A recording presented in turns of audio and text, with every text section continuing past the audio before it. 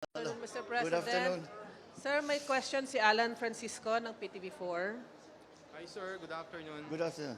Yeah. Sir, paano po titiyakin ng gobyerno yung sustainability ng Pag-Ibig Fund, lalo na sa mga pabahay projects nito? Well, I think hindi na kailangan patunayan kasi sa 42 taon nakita naman natin na yung Pag-Ibig Fund self-sustaining talaga, hindi lamang self-sustaining, kung hindi nakita naman natin ang laki-laki na ang dami ng membro, 2.6 million members, ang naging income nila is 44 billion, 42 billion ang dividendong naibigay nila. Kaya makikita na maganda talaga ang performance ng Pag-Ibig Fund. Kaya sinasabi ko sa kanila, dapat ipalaman natin sa taong bayan na yung Pag-Ibig Fund, ganito ang naging performance. Para naman malaking tiwala nila na masasabi natin, pag linagay ninyo yung pera ninyo dyan, talagang lalaki yan at hindi magkakaproblema, hindi mawawala yung savings ninyo at saka yung investment ninyo. So I think the record, the chairman's report that we heard today speaks for itself. And but we will, beyond the report that we heard this afternoon, we will explain to the public what Pag-Ibig is for and how it has performed over the last 42 years, and to give them the confidence to save and to invest with the fund. Thank you, sir. Thank you. Mr. President. Sir, si Mr. Ivan Merina of GMA7. Hello. Good afternoon, Mr. Good President, sir. Yes. The senators are calling for government to have a comprehensive plan to address an impending water crisis, especially now that El Nino is underway. Yeah. What are your marching orders, sir, especially with the Department of Agriculture, since we are also Yeah. expecting an impact on irrigation and might eventually impact on food supply? Well, Thank you. They may not have heard the fact that we have organized already the Office of Water Management, precisely to address this problem of, in fact, I was just recently, I spoke on precisely this subject, on what were the elements that we really have to get into place because we have a serious problem. Never mind, kalimutan na muna isang tabi muna natin yung El Nino. Kahit walang El Nino, may problema talaga tayo sa tubig. And I'm talking about fresh water supply, drinking water, irrigation water. Ito lahat ay kailangan natin talagang tignan. So what we have come up with we have an overall plan in that we are changing the way that we acquire the supply of water. And we are hoping to shift, no, we're not hoping, we're going to shift from the majority of water sources now, which is, kumukuha tayo, laging balon ang kinukuhanan natin. We always dig wells. Whereas what we really should be doing is taking advantage of surface water. So that's one element. And secondly, yung mga infrastructure, mga flood control, mga irrigation, siyempre, lahat yan, talagang binigyan natin ng diin para mas maging maganda. Dahil ang basta sa agrikultura naman, alam naman natin, ang pinakamahalaga na para makakita ng magandang produksyon ay ang patubig. At yan ang titignan natin. We have already identified, in terms of rice production, we have already identified certain varieties, hybrid varieties especially, that do very well during the dry season. So pinapalit-palitan natin yung variety para to take advantage of the different qualities of the different varieties, especially not only of rice, but also of the high-value crops. Dahil pag dry season, usually yung ibang lugar na hindi nagtatanim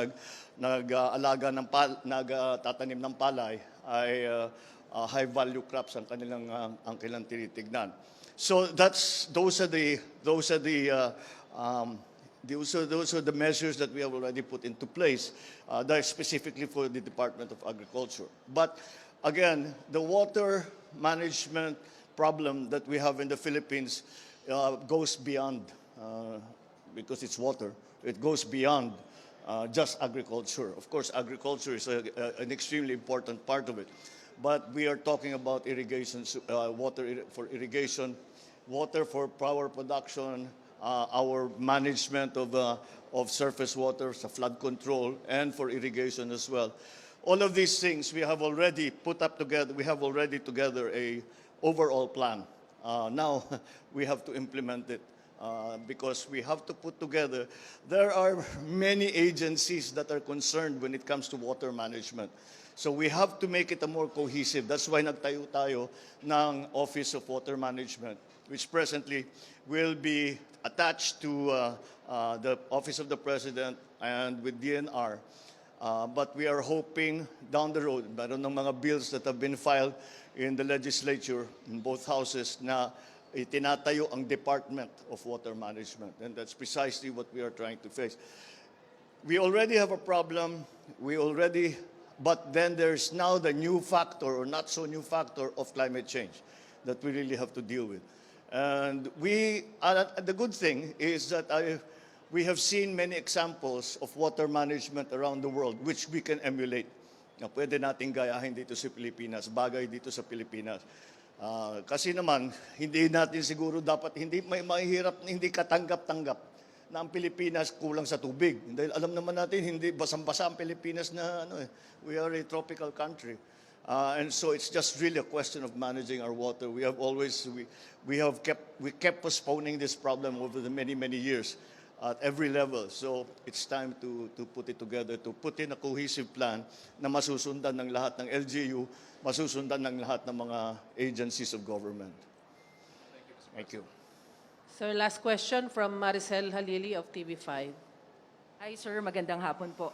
Sir, the International Criminal Court rejects the appeal of the Philippine government to suspend the probe on drug war in the country.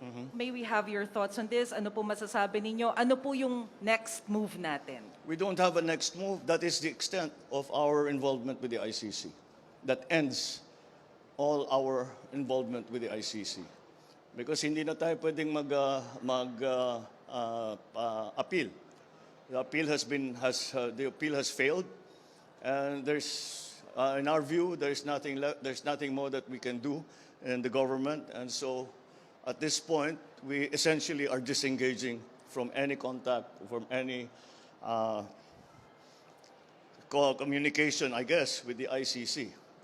We are back to the position that we ended up in the same position that we started with, and that is we cannot cooperate with the ICC considering the very serious questions about their jurisdiction and about what we consider to be interference and practically attacks on the sovereignty of the Republic. So that's pretty much it. We have no longer any recourse when it comes to the ICC. We have not been involved with the actual action. Merely as a comment, we would comment, and the appeal is part of a comment. But we have not appeared as a party in the ICC because we do not recognize the jurisdiction of the ICC. And so that is, again, as I said, we have ended up now at the end where we really started. Thank you, Mr. President. All right. Thank you. Thank you. Malakandang Press Corps.